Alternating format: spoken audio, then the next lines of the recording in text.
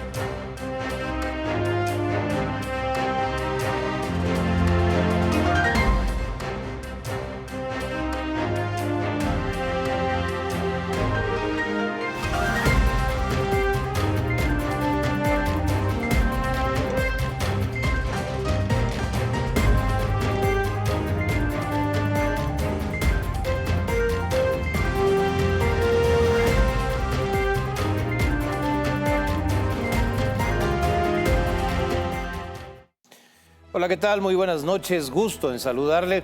El presidente Andrés Manuel López Obrador inauguró instalaciones de la base aérea militar número 1 en el aeropuerto de Santa Lucía. López Obrador llegó a la terminal aérea a bordo de un avión militar después de un vuelo de 11 minutos. Después de ese aterrizaje, aterrizaron 4 aviones comerciales, todos sin pasajeros. Este aeropuerto es una de las obras emblemáticas del gobierno de López Obrador, aunque lo que se inauguró hoy es básicamente una pista todavía sin aeropuerto. Tenemos el reporte de Arturo Cerda. Y es un honor darles la más calurosa bienvenida al Aeropuerto Internacional Felipe Ángeles.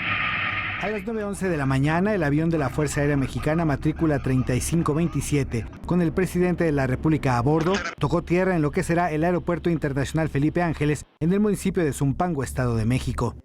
Fue un vuelo de 10 minutos desde la terminal aérea de la Ciudad de México. Al salir del avión, Andrés Manuel López Obrador portaba cubrebocas. Se lo retiró poco después de bajar la escalerilla. Lo acompañaron los secretarios de Defensa y Marina, el presidente del Senado, la vicepresidenta de la Cámara de Diputados, el presidente de la Suprema Corte, la jefa de gobierno de la Ciudad de México y los gobernadores del Estado de México, Hidalgo y Querétaro, así como los secretarios de Gobernación, Hacienda, Relaciones Exteriores, Comunicaciones y Función Pública. Después del acto protocolario de inauguración de las instalaciones de la base aérea militar número 1, en el marco del Día de la Fuerza Aérea, el presidente y su comitiva se dirigieron a la terminal civil, que está a medio construir, para presenciar la llegada de aviones comerciales. Frente a las pistas, continuaban los trabajos de construcción del aeropuerto, que tiene un avance general del 52%, según datos oficiales. Minutos después de la 1 de la tarde, aterrizaron en Santa Lucía 4 aviones comerciales, todos sin pasajeros. Las aeronaves de Viva Aerobús, Volaris y Aeromar salieron del Aeropuerto Internacional de la Ciudad de México, el de la empresa TAR del aeropuerto de Querétaro.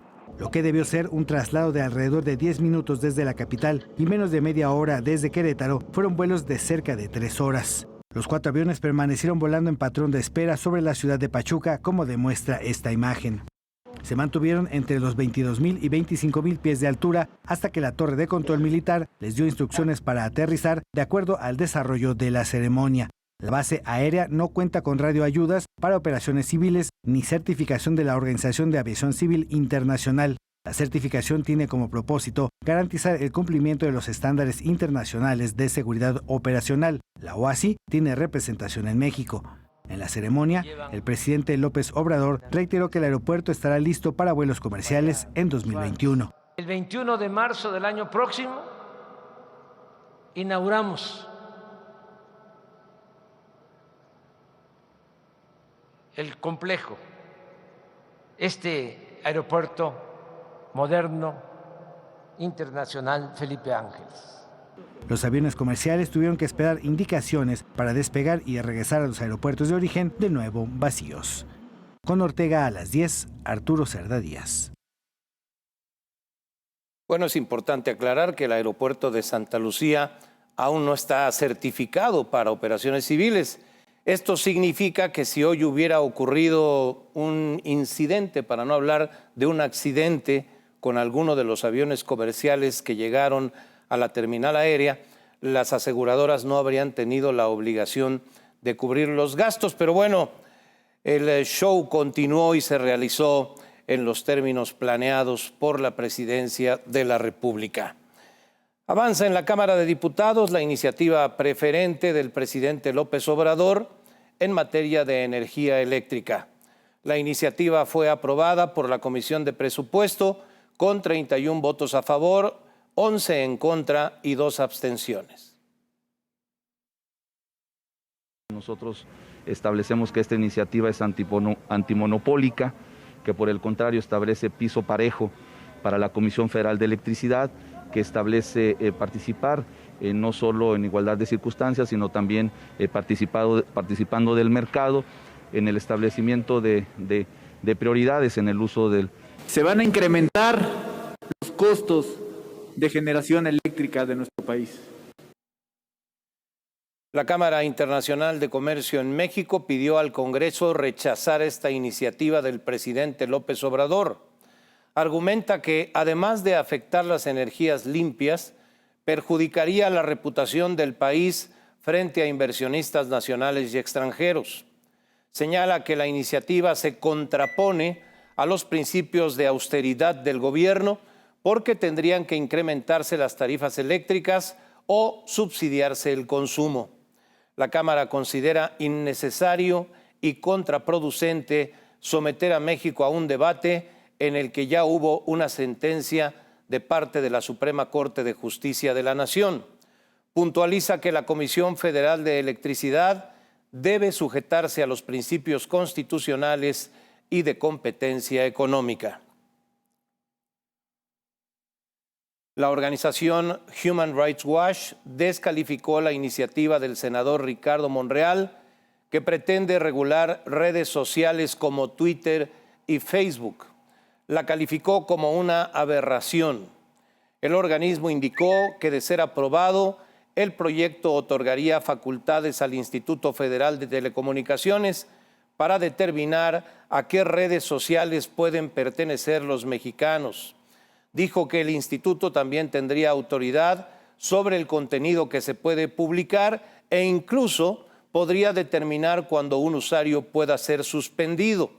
La propuesta de Monreal contempla multas de hasta 89 millones de pesos a las compañías de redes sociales por violar el derecho a la libertad de expresión de los usuarios.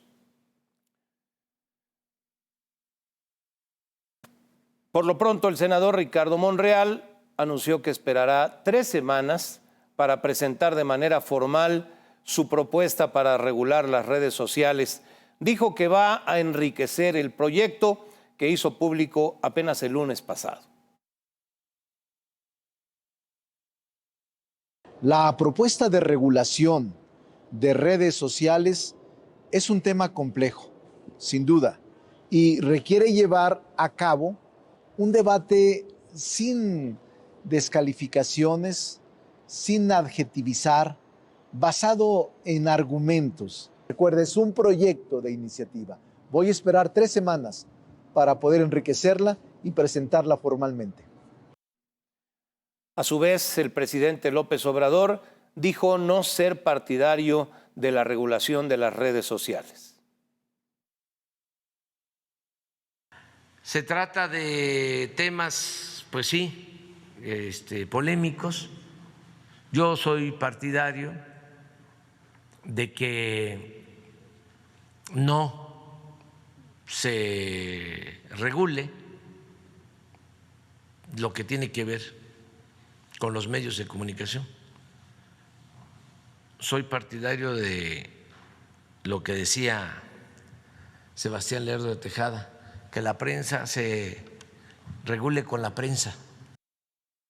En su más reciente encuesta, el financiero Bloomberg midió la preocupación de los habitantes de la Ciudad de México ante la pandemia por COVID.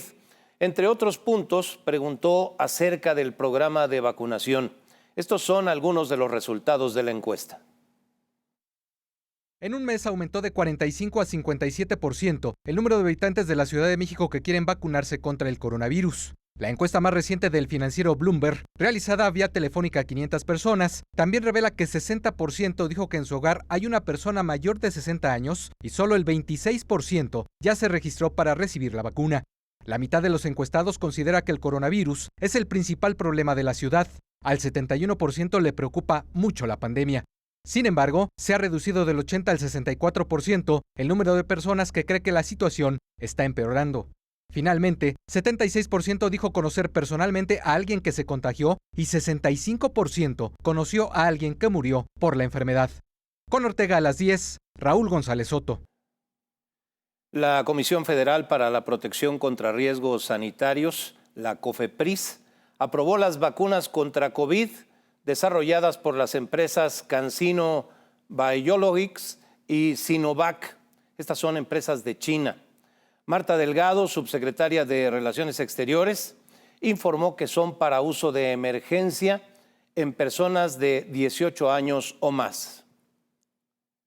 Y el canciller Marcelo Ebrard informó que mañana llegará a México el primer cargamento del activo para envasar 2 millones de vacunas de la farmacéutica CanSino. En su cuenta de Twitter, Marcelo Ebrard dijo que serán envasadas en la empresa Drogmex, en Querétaro.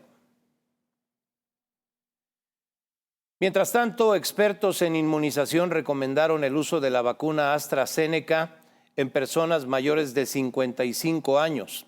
Este grupo de especialistas trabaja en conjunto con la Organización Mundial de la Salud.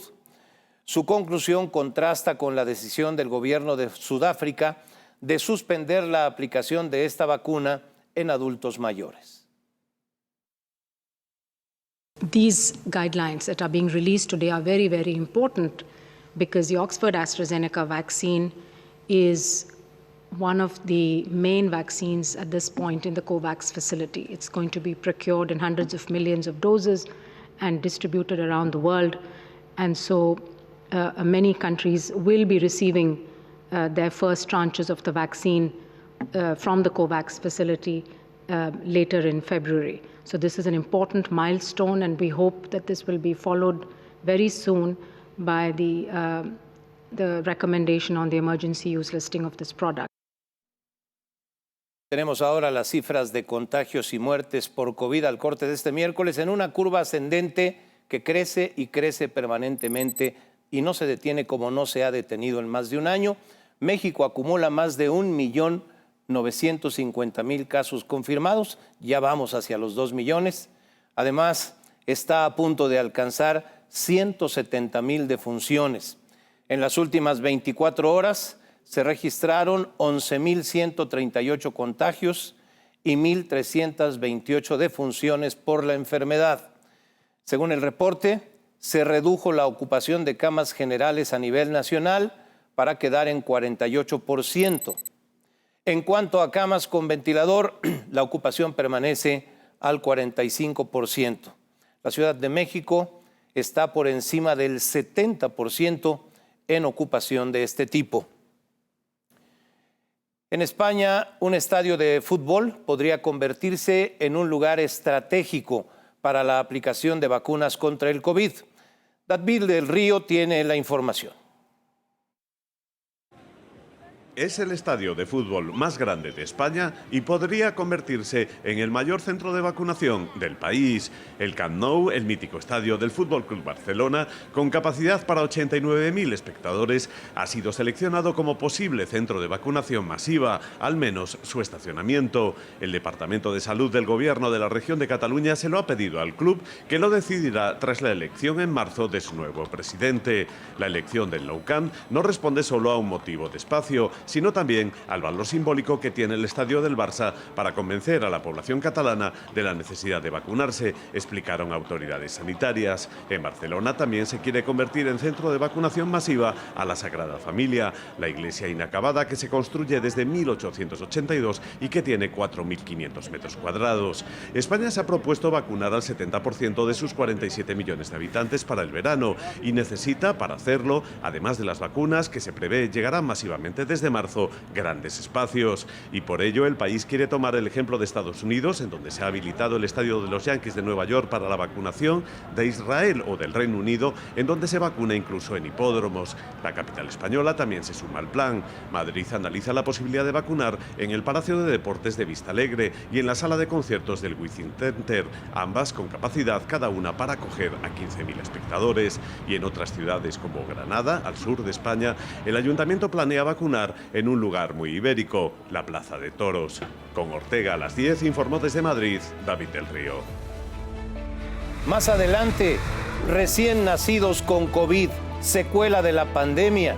Y enseguida, aceptan llegar a acuerdo en caso Rosario Robles.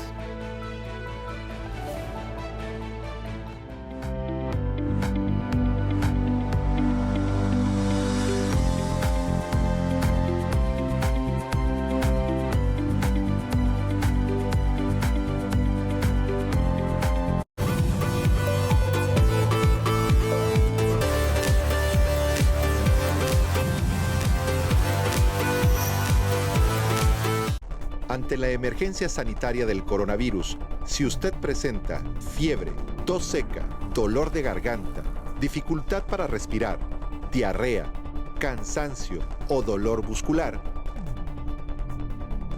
comuníquese al 800-00-44-800. En el Financiero Bloomberg nos preocupamos por usted.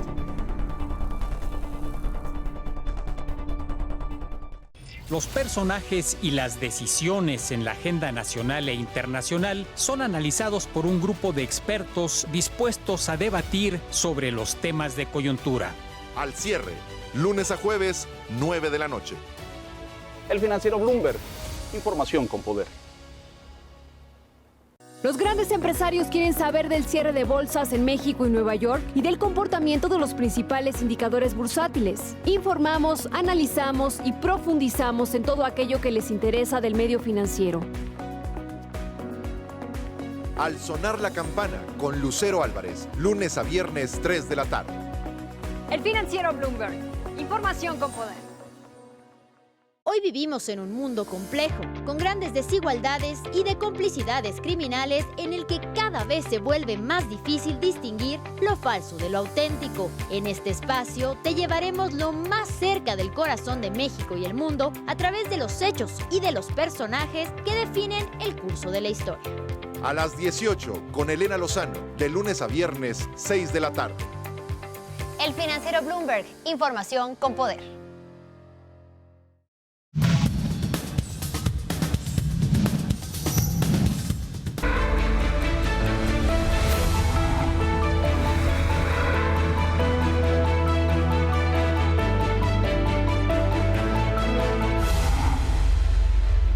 Como era de esperarse, el turismo internacional en México cerró el 2020 con un desplome importante del 44.3%.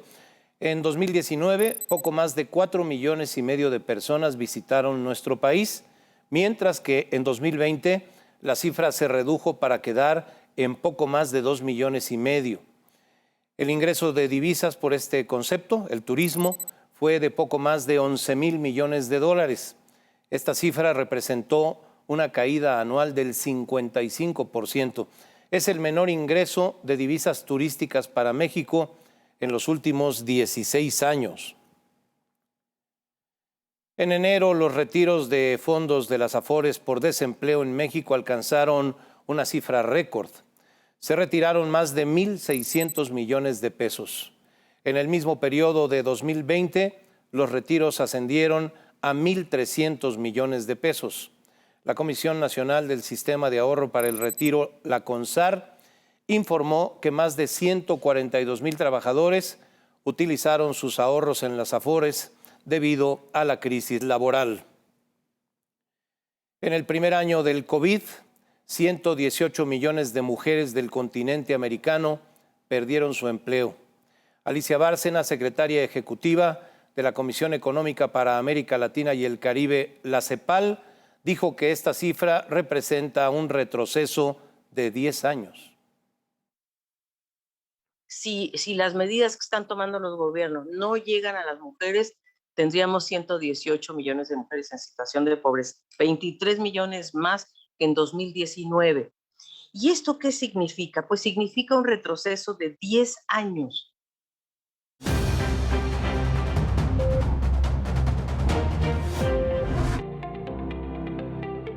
En la jornada bursátil de hoy, el índice de precios y cotizaciones cayó 0.7% hacia las 44.718.23 unidades. De las 36 acciones que conforman el índice, 23 retrocedieron, siendo Arca Continental, Banorte y Grupo Cementos Chihuahua las perdedoras, con descensos de 1.9, 1.8 y 1.8 respectivamente. Las que más avanzaron fueron José Cuervo, Controlador Nemac y Gentera, con ganancias de 3.3, 2.6 y 2.3% cada una. Por su parte, el FTSE Viva también descendió, en su caso 0.6% hacia las 917.86 unidades. Mañana los inversionistas estarán atentos a la decisión de política monetaria del Banco de México, sobre la que la mayoría de los analistas encuestados por Citibanamex espera una baja de 25 puntos base. Asimismo, estarán pendientes de los reportes corporativos al cuarto trimestre de 2020.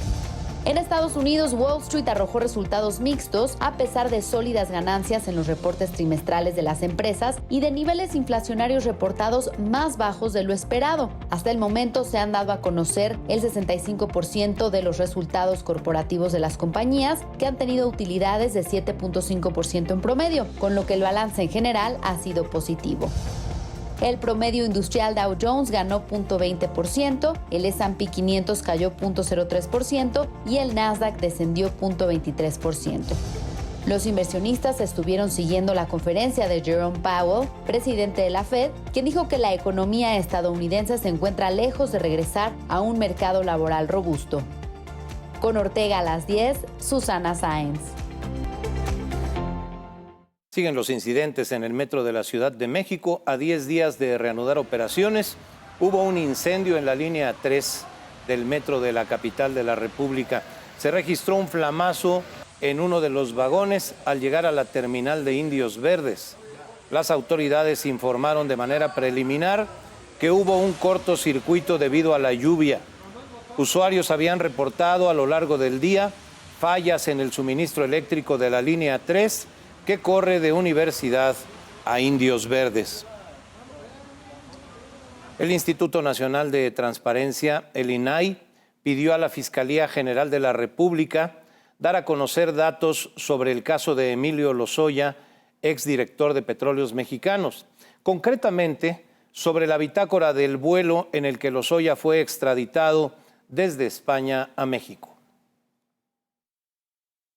Y entonces nos piden de ese vuelo pues muchos elementos, o se exigen muchos elementos. Bitácora del vuelo en la que fue trasladado, que fue para allá y regresó con Emilio Lozoya, en la que el exdirector de Pemex, en la que se detallan a los funcionarios de la Fiscalía que viajaron, el tipo de avión en el que fueron y regresaron con él, la matrícula, cuánto gastaron de turbocina y los gastos que se hayan efectuado durante el viaje, conocer si en el vuelo se dio algún aperitivo y cuál fue, copia del parte médico que realizó un médico de la Fiscalía a Emilio Lozoya. Alonso Ancira, ex dueño de Altos Hornos de México, permanecerá encarcelado. La información con Alberto García Zarubi. El juez de control federal con sede en el reclusorio norte Artemio Zúñiga acreditó el delito de operaciones con recursos de procedencia ilícita de Ancira y señaló como coautores de este delito a Emilio Lozoya y su hermana Giselle. En la audiencia de ayer martes, que duró 15 horas, trascendió que Alonso Ancira aceptó un acuerdo reparatorio para pagar $219 millones, que respondería a la exigencia del gobierno federal por la compra de lo que consideran una planta chatarra en el estado de Veracruz hace 8 años. La defensa de Alonso Ancira informó que el acuerdo ya está aceptado por ambas partes y solo faltarían los trámites para que sea presentado ante el juez. En el momento que se exhiba ante el juez y él acepte, en ese momento se extingue la acción penal. Por eso hablo de que queda libre y puede ir al hospital, a donde él quiera. ¿Cuánto podría tardar esto? Yo le diría que de 1 a 2 días. Con Ortega a las 10, Alberto García Zarubi. La Fiscalía General de la República negociará con Rosario Robles una salida anticipada a su caso. La Fiscalía y Rosario Robles formalizaron su intención de alcanzar antes del 26 de febrero próximo un acuerdo para terminar de manera anticipada el proceso penal. Puede ser mediante un procedimiento abreviado o un criterio de oportunidad. Rosario Robles fue secretaria de Desarrollo Social en el sexenio de Enrique Peña Nieto. Se le investiga por el desvío de más de 5,000 millones de pesos, documentado en la investigación conocida como la estafa maestra. Y Mario Marín, exgobernador de Puebla, recibió el auto de formal prisión por el delito de tortura contra la periodista Lidia Cacho. En Twitter, la comunicadora escribió que detrás de la defensa de Marín sigue la red de abogados del poder, aliados al empresario Kamel Nasif. El 3 de febrero, el exgobernador de Puebla, conocido como el Gober Precioso, fue arrestado en el Aeropuerto Internacional de Acapulco. Antes de ir al corte, quiero reiterarle la invitación para que me siga en mis redes sociales. En Twitter me encuentra como @GOrtegaRuiz y en Facebook como Memo Ortega. Me dará mucho gusto recibir sus comentarios por esa vía. Más adelante, inéditas imágenes del asalto al Capitolio y enseguida una plática con Emilio Álvarez y Casa.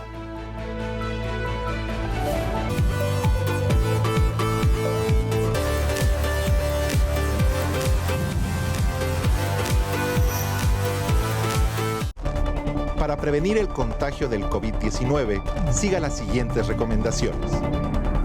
Use cubrebocas. Lave sus manos frecuentemente. Use el estornudo de etiqueta. Evite tocar cara y nariz. Mantenga una distancia de 1 metro entre personas. Evite aglomeraciones. En el Financiero Bloomberg nos preocupamos por usted. Cumplimos 7 años siendo referente periodístico y una herramienta indispensable para la toma de decisiones. Enriquecemos la discusión con información exclusiva y de coyuntura, marcando la diferencia. Somos el único canal en México presentando la información global con un enfoque local. Estoy muy orgulloso. Estoy muy orgullosa de pertenecer al Financiero Bloomberg. Felicidades. Felicidades por estos 7 años. Felicidades por 7 años de información con prestigio. Y a usted por permitirnos entrar a sus hogares. Soy Valeria León y desde aquí seguiremos informando. El Financiero Bloomberg, 7º aniversario. La tauromaquia vista desde diversos ángulos culturales y de negocio. Un espacio para toreros, rejoneadores, ganaderos y aficionados que se mezclan para tener un buen tiempo de toros. Tiempo de Toros con Rafael Cue. Sábado, 5 de la tarde. Retransmisión, domingo, 8 de la noche. El Financiero Bloomberg. Información con poder.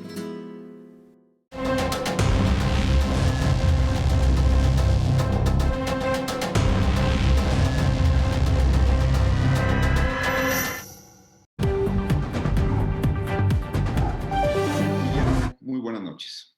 El presidente López Obrador tiene el viento a su favor.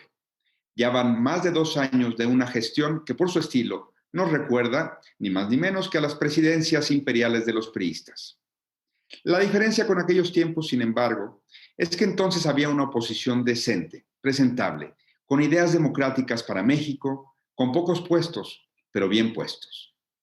Desde 2018, el PRI, el PAN, el PRD y Movimiento Ciudadano se han vuelto menos relevantes y de cara a la elección de junio nos ofrecen muy poco, casi nada a los electores. No es cierto que haya desaparecido la oposición. Lo que desapareció fue la creatividad, los argumentos, la coherencia, las ideas, la valentía, el compromiso, pues, con los ciudadanos. Lo que tenemos hoy son partidos de oposición, entre comillas, funcionales al régimen López Obradorista. Se quejan de este todo el día, pero viven y viven muy bien del mismo. Ahora quieren volver como si el hartazgo no tuviera que ver con su corrupción, con su indolente negligencia. Y por si fuera poco, En las listas de sus candidatos están todos los impresentables que nos trajeron al momento crítico que vivimos hoy. No hubo purga, no hubo autorreflexión, no hubo mea culpa. Hoy México padece ideas poco modernas y sectarias por parte de la presidencia de Andrés Manuel López Obrador, pero también padece el hecho de que el PAN, el PRD, Movimiento Ciudadano y el PRI son básicamente franquicias de chambas y huesos, no partidos con verdadera vocación democrática.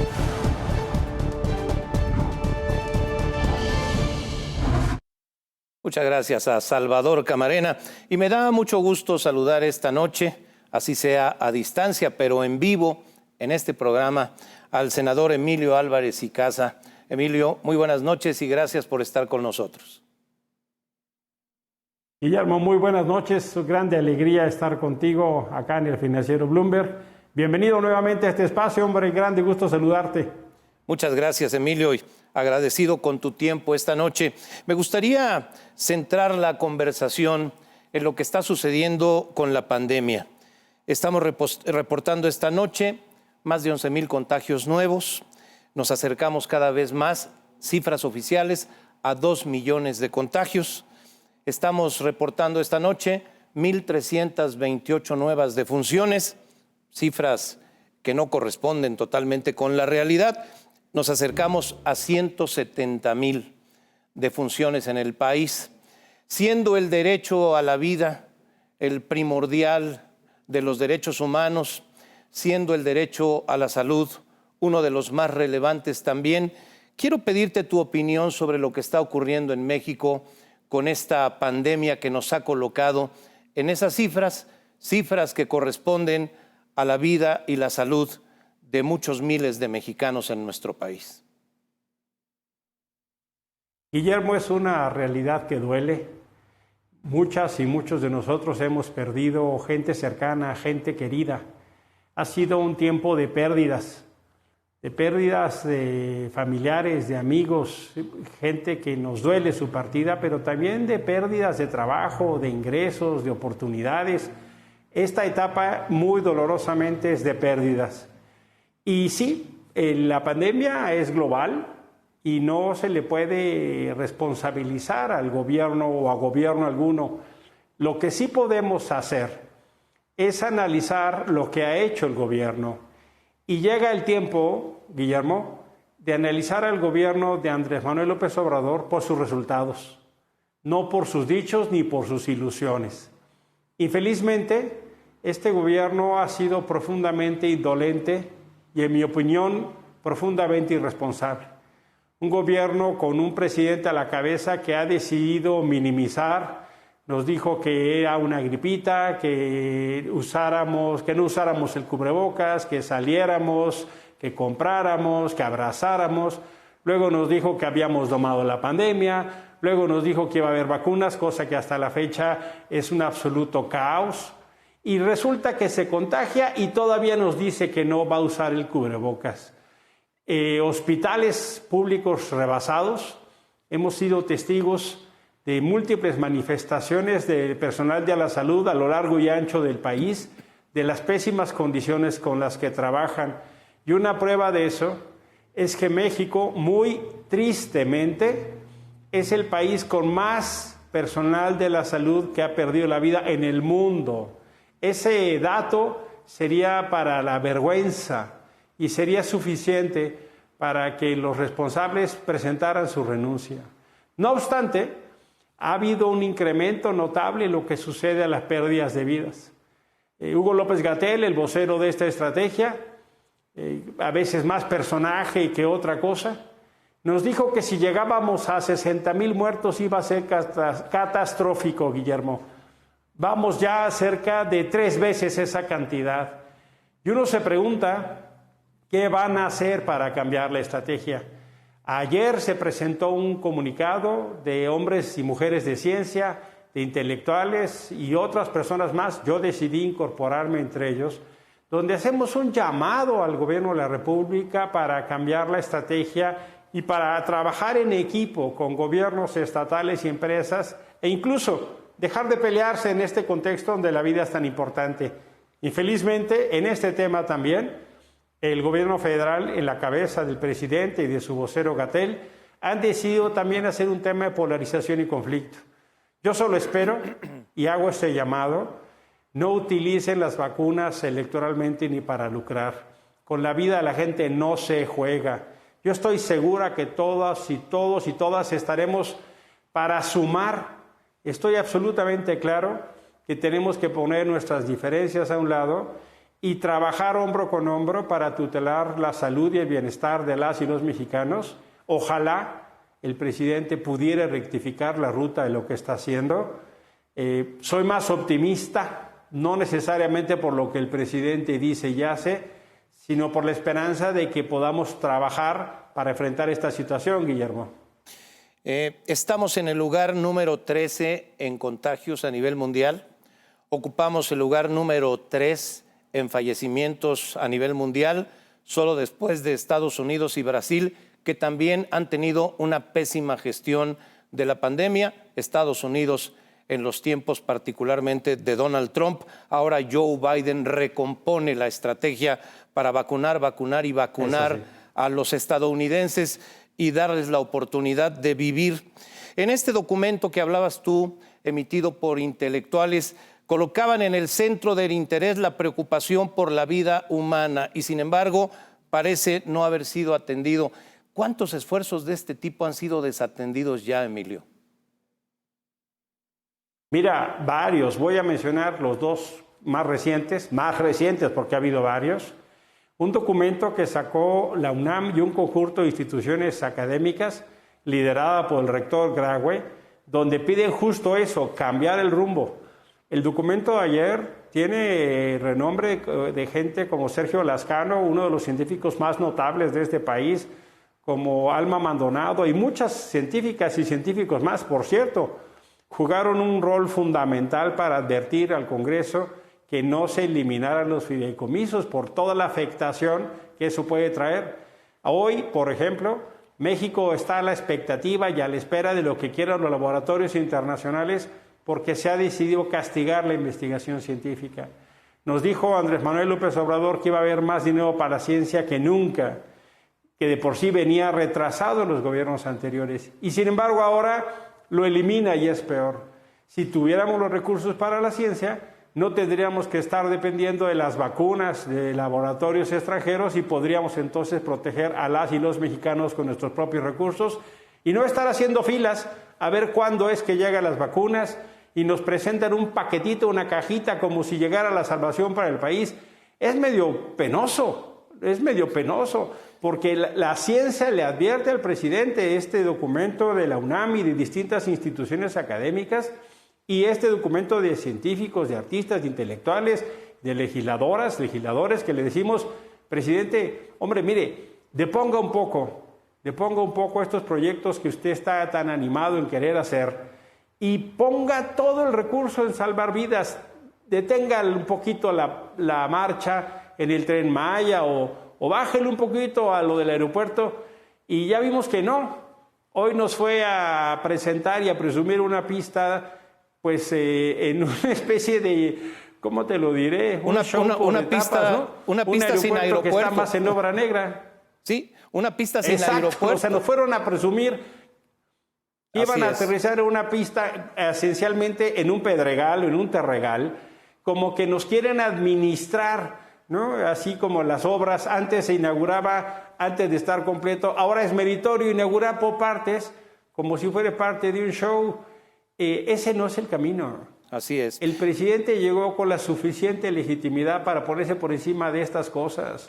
No debe construir popularidad con el show. Mejor que construya apoyo a partir de la ubicación privilegiada de la vida de todos como un privilegio de la vida que tenemos que cuidar los servidores públicos. Déjame retomar un tema que trataste y que me parece de la mayor importancia. Dicen que ya ahí vienen las vacunas, llevamos días sin ellas. En un país de 126 millones de habitantes se ha vacunado a menos de 1 millón. Afortunadamente, buena parte de esas personas, personal médico de primera línea. Pero hacías mención a lo que es importante exigir, que la vacunación no se utilice con fines electorales. Quisiera que profundices en eso, por favor. Mira, todos los focos rojos están prendidos. Cuando deciden meter a este grupo de servidores públicos que se llaman los siervos de la nación, que no es otra cosa que el aparato electoral de Morena convertido en servidores públicos, quien organizó el equipo electoral de Morena es hoy la cabeza de ese equipo. Lo que hicieron fue pasar a la nómina a la estructura electoral de Morena. ¿Cómo no vamos a tener desconfianza de que esas personas estén en los equipos de vacunación, que además no tendrían nada que hacer ahí? Y cuando uno contrasta cómo son, por ejemplo, los módulos de vacunación en Estados Unidos, donde es 1 a 1, y acá tienes hasta 12 personas donde solo una vacuna. Mira, yo honestamente le concedía más capacidad administrativa a este gobierno, pero lo que estoy viendo es una extraordinaria incapacidad. Vamos, ni siquiera la página para el registro funcionó. O sea, tardaron días la gente queriéndose conectar con desesperación. Yo no sé cuál habrá sido tu experiencia, pero en mi familia, entre hermanos y hermanas y sobrinos, había una estrategia para tratar de registrar a los de más edad. Y supe de muchas personas así. Sí. Pero esto no funciona porque nos preocupa mucho, no solo que no haya vacunas, sino que decidan hacerlo del uso de los padrones electorales, que decidan hacerlo una especie de botín para las elecciones. El presidente debe tener cuidado. Sin duda. Porque esto puede revertirse si siguen como va, porque ni siquiera hay vacunas. Es decir, nos han dicho que hay millones de vacunas compradas, suficientes para toda la población y más. El problema grande es que nos dan una serie de mensajes encontrados porque nos dicen que van a hablar de emergencia con Putin, que van a aceptar las vacunas chinas, que si vienen desde Bélgica, y son una serie de mensajes encontrados donde te los centraría en 3 ideas. Primero, es muy preocupante la incapacidad administrativa que manifiestan. 2, que estén operadores electorales en el manejo de las vacunas que deben ser universales para todas y todos. Y 3, no tiene nada que ver lo que está pasando con el calendario que nos dijeron que iba a suceder. Por supuesto que nos llamamos a sospecha y ya se ha propuesto en el Senado de la República una comisión de seguimiento para esto, para dar transparencia, dar certeza, dar certidumbre. Si es que en verdad este gobierno dice que es distinto de los anteriores, entonces no tendría por qué tener ningún rechazo y oposición a este tipo de iniciativas en aras de certeza y transparencia para todas y todos. Así es. Emilio Álvarez y Casa, te agradezco tu participación en el programa. Hoy me concentré en este tema por lo delicado que es y por el momento que vivimos. Hay muchos otros temas que involucran derechos humanos, de los que espero tener la oportunidad de platicar contigo en otro momento. Mientras tanto, muchas gracias por estar con nosotros. Al contrario, y mira, en este momento, tutelar el derecho a la salud de todas y todos, sin uso electoral, sin mezquindad y sin show, es prioridad y por supuesto que es lo que toca hablar, Guillermo. Grande gusto en saludarte y un abrazo. Sin lugar a dudas. Gracias, Emilio. Muy buenas noches. Emilio Álvarez y Casa, senador de la República. Enseguida, el COVID amenaza a mujeres embarazadas y sus hijos.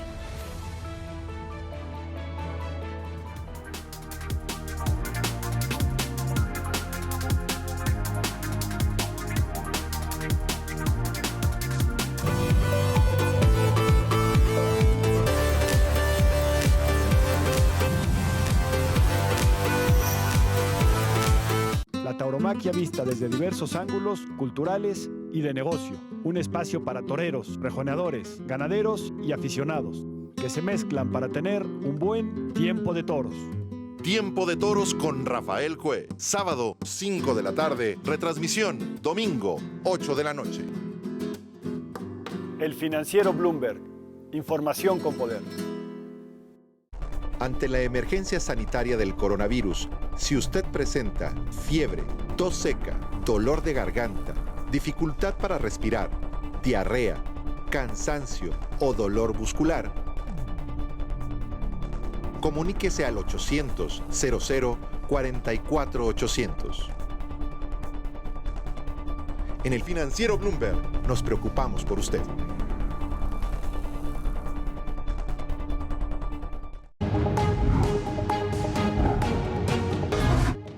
La Organización Mundial de la Salud reporta 304,000 nuevos contagios de COVID-19 en las últimas 24 horas, la cifra más baja desde octubre. El canciller Marcelo Ebrard visitó en Querétaro la planta donde se envasarán las dosis de la vacuna CanSino de China.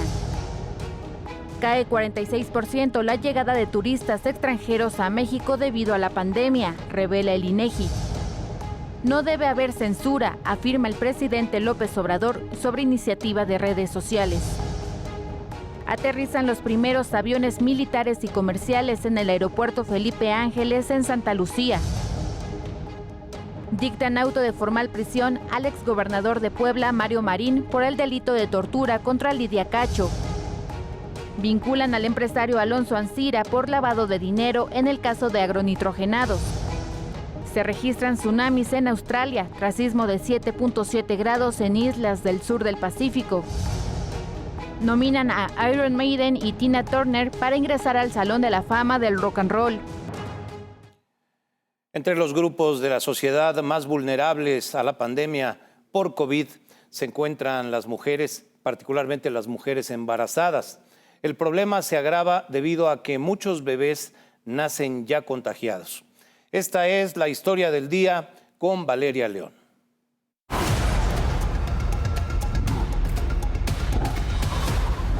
A 3 meses de dar a luz a su primer hijo, Michelle, de 28 años, se contagió de COVID.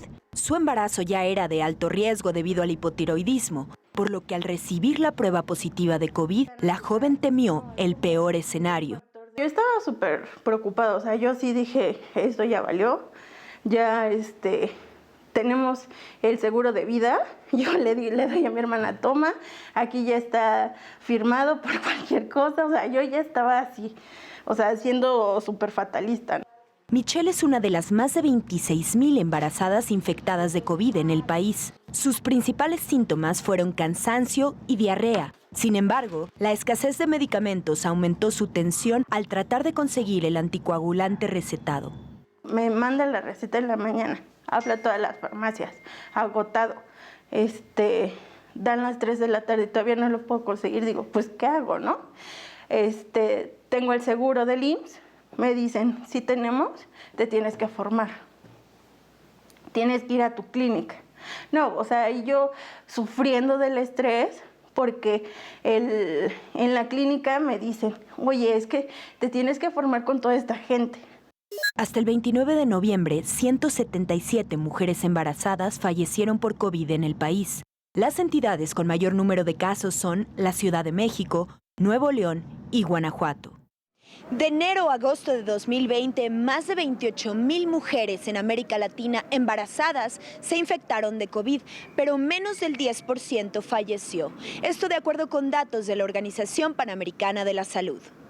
Un 13% de bebés nacieron ya infectados de COVID, incluso de madres que no padecen el virus. La positividad de COVID en recién nacidos ha ocasionado contagios entre el personal médico, por lo que se han tomado medidas para evitar más infecciones.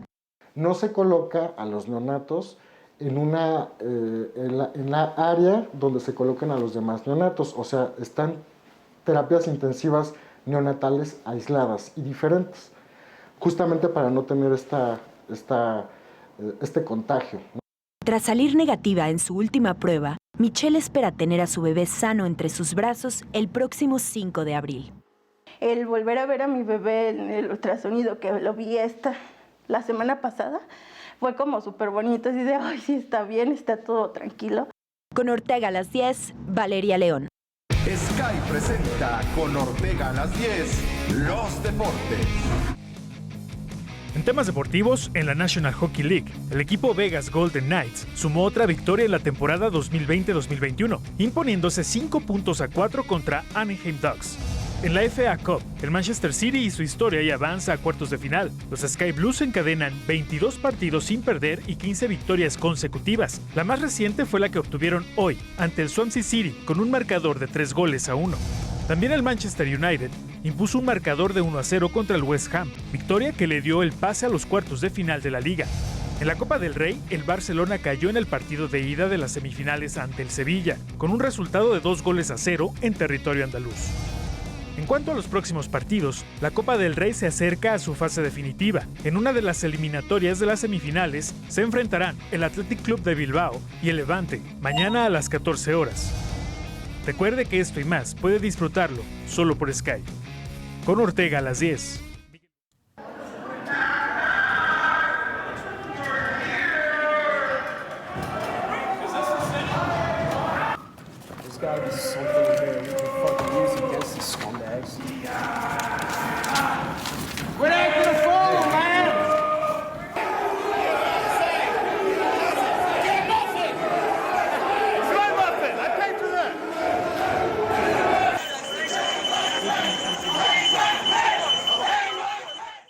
Estas son imágenes inéditas del asalto al Capitolio que el Senado de Estados Unidos presentó hoy durante el juicio político contra Donald Trump. El expresidente es acusado de incitar a la violencia contra el Congreso. En los videos se observa el momento exacto en que los seguidores de Trump superan el cordón policial en el exterior del Capitolio y rompen cristales. También muestran los momentos en que son evacuados por separado el vicepresidente Mike Pence y su familia, así como el senador Mitt Romney. En la sesión de hoy, demócratas de la Cámara de Representantes acusaron directamente al expresidente Trump del ataque al Capitolio. He got what he incited, and according to Donald Trump, we got what we deserved. Donald Trump's incitement of this insurrection, including his dereliction of his duty as Commander-in-Chief to defend the Capitol and the people in it, his complete refusal to condemn the attack while it was going on, and his continued incitement of the violence during the attack require impeachment. Anyone who was against the president became an enemy. And let me be very clear. The president wasn't just coming for one or two people or Democrats like me. He was coming for you, for Democratic and Republican senators. He was coming for all of us, just as the mob did at his direction. Is conviction a vote of conscience? Certainly it is. I mean, I think you will see, and I don't think there's been any question, every senator is going to make this decision based on what they hear here, what they believe, and looking at the evidence, there's no pressure from anybody to do anything differently, so I think it's a matter of every individual's conscience. Actualmente, 189 naciones respaldan el Acuerdo de París en la lucha para disminuir la emisión de gases de efecto invernadero. En una de sus primeras decisiones, el presidente Joe Biden anunció el regreso de Estados Unidos a este acuerdo para sumarse a la lucha contra el calentamiento global. El 20 de enero, en su primer día como presidente de Estados Unidos, Joe Biden firmó una orden ejecutiva para que su país se reincorpore al Acuerdo de París del cambio climático. Estados Unidos, como el segundo emisor más importante del planeta, pues le da toda la fuerza a este acuerdo para que el resto de los países también se sientan comprometidos a continuar con sus pues compromisos ya acordados, ¿no? El objetivo del Acuerdo de París es reducir de forma sustancial los gases de efecto invernadero y limitar el aumento global de la temperatura en este siglo por debajo de los 2 grados centígrados para evitar eventos climáticos extremos. En París, el 12 de diciembre de 2015, 197 países adoptaron el Acuerdo de París en la COP21. Tratado que entró en vigor de manera oficial el 4 de noviembre de 2016. Hoy en día, 189 países lo han ratificado. A pesar de una ligera caída en las emisiones de dióxido de carbono causada por la pandemia, el mundo se dirige a un aumento de temperatura de más de 3 grados centígrados este siglo, mucho más allá de los objetivos del Acuerdo de París. En la última década, China, Estados Unidos, la Unión Europea, el Reino Unido y la India son responsables del 55% de las emisiones de gases de efecto invernadero totales. La producción de energía es una fuente importante de emisiones de gases de efecto invernadero. El carbón, el petróleo e incluso el gas. La investigadora de la UNAM, Ana Elena Escalante, explicó que cuando cambia la temperatura del océano, se modifica la dirección e intensidad de las corrientes del mar. Las corrientes del mar y de la atmósfera están acopladas, y si cambiamos las corrientes de la atmósfera, lo que vemos es cambios en los patrones del clima, y eso nos lleva, y ya lo vivimos muy directamente, a eventos meteorológicos extremos, ¿no? Sequías tremendas, lluvias, calores, huracanes, tormentas de nieve donde no había. El cambio climático es resultado de una deuda atmosférica histórica, provocada principalmente por actividades humanas. De 200 años de estar poniendo emisiones contaminantes en la atmósfera que una vez puestos ahí se quedan durante muchísimo tiempo. Es una emergencia mundial que requiere la participación de todos para lograr que los países avancen hacia una economía con bajas emisiones de carbono. Hacia sociedades más eficientes que reciclan los materiales, los recursos. Con Ortega a las 10, Ana Yansin Insunza. Astrónomos de la Universidad de Arizona afirmaron que hay indicios de un planeta habitable similar a la Tierra. Se trata de la Alpha Centauri, una estrella ubicada a 4.3 años luz. El equipo observó el sistema Alpha Centauri durante casi 100 horas en el transcurso de un mes en 2019, recolectando más de 5 millones de imágenes.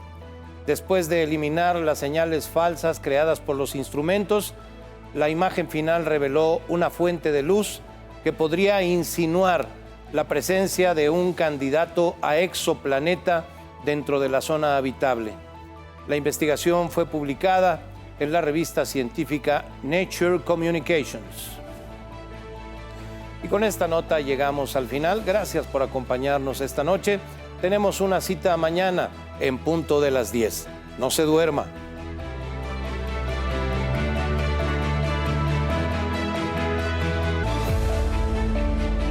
Ante la emergencia sanitaria del coronavirus, si usted presenta fiebre, tos seca, dolor de garganta, dificultad para respirar, diarrea, cansancio o dolor muscular, comuníquese al 800-00-44-800. En el Financiero Bloomberg nos preocupamos por usted.